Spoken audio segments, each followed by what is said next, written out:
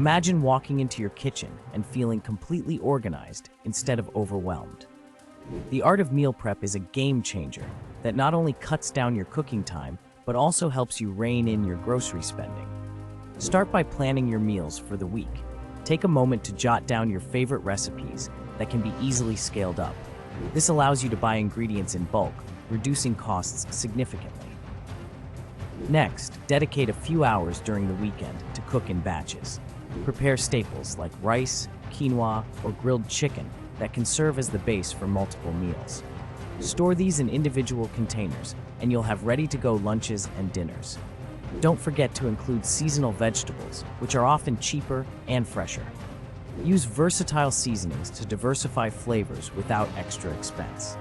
Finally, keep track of what you cook and eat. This will enable you to adjust your shopping list to avoid waste while ensuring variety in your meals. With these strategies, you'll not only save time during the week, but also keep your wallet happy, allowing for more creativity in your cooking without the financial strain.